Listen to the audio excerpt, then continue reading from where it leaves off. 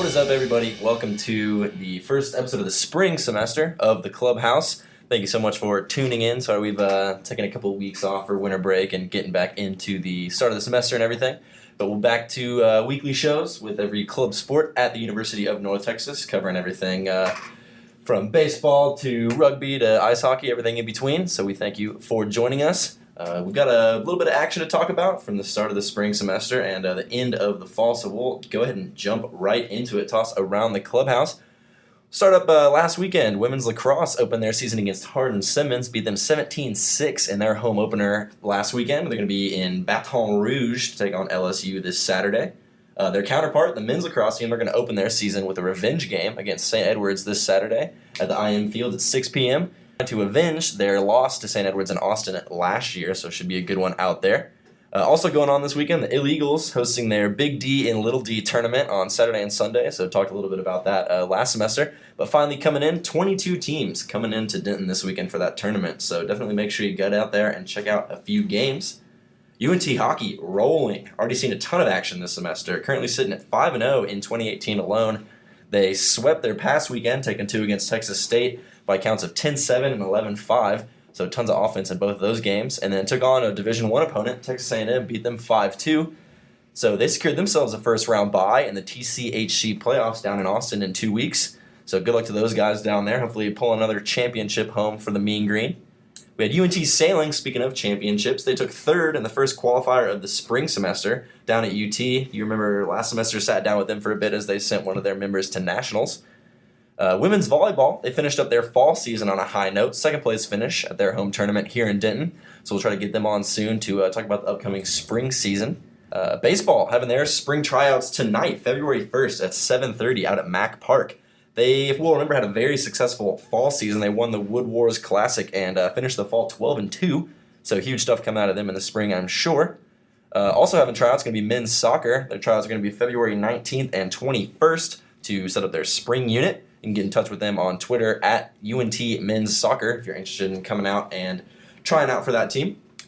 Men's rugby also seen a ton of action so far in the spring. They made quick work of UTD, winning 44-5 last Saturday. So continuing their run of dominance in the independents so far. They actually recently had their bid to enter the Red River Conference get accepted. So they're going through their final independent season. Hope to grab an open spot for the national tournament here in a couple weeks.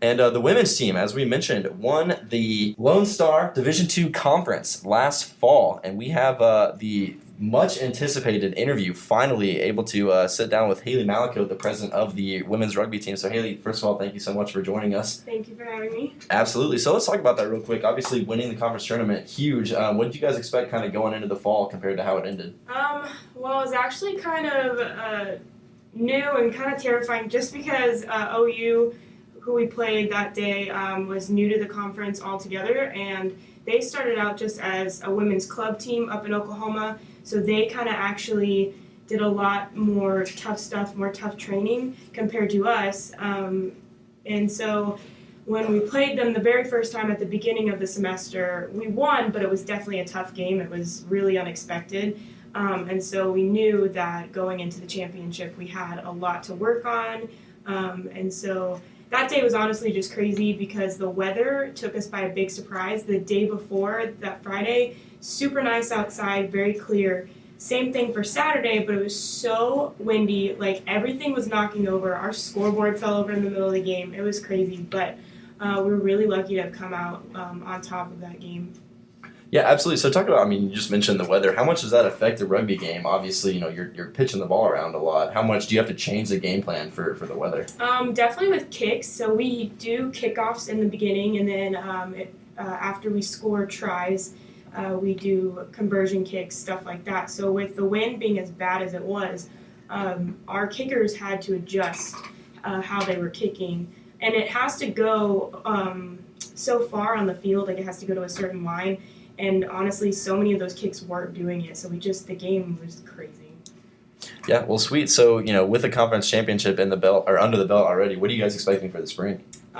It's actually a lot different. We are facing different teams that we had in our division last semester. We'll be facing people like UTSA, UT, A&M,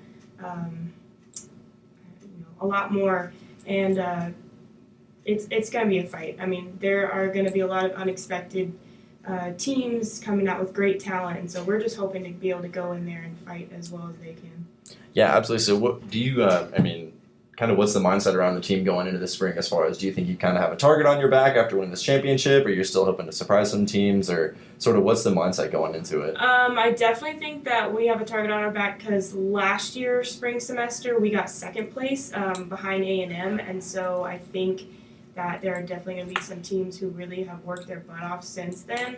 And I just kind of hope that we can stay true to our title and not fall behind. Yeah, absolutely. So, obviously with all this success the last couple of years, you would think that being able to recruit would be a lot easier, but at the same time, I can't imagine there's this huge pool of women's rugby players, coming to North Texas. So talk a little bit about your recruiting process and how you're able to field such a successful team year in and year out. It definitely takes kind of a special woman. Anybody can join, but I think that you have to be able to go in with the mindset of like, I'm going to get hit, I'm going to hit other people, my legs are going to be bruised like crazy, stuff like that. We've had girls from all different corners. Like, I joined because I went to the freshman orientation with the Coliseum stuff, and I just was like, I want to do something totally different, crazy, and that's how it got me. And then we've had a girl that played rugby in high school, and she knew that we had a rugby team, so that's kind of why she came to North Texas.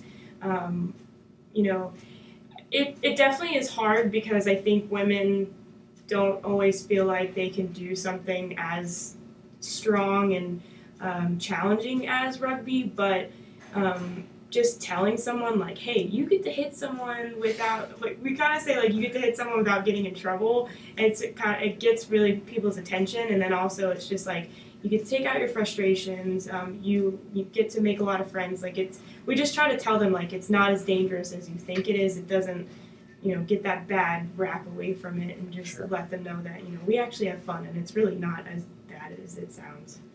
Well, cool. So first tournament, the 11th, correct? Yeah. What are you guys expecting for that day tournament? So we're still kind of teaching new girls. They came in last semester, but we're teaching them a whole new game. So last semester for fall, we played 12s, which just means that there's 12 people on the field, and those games are about 40 minutes long. And then with 7s, it's tournament style because those games are only about 14 minutes long.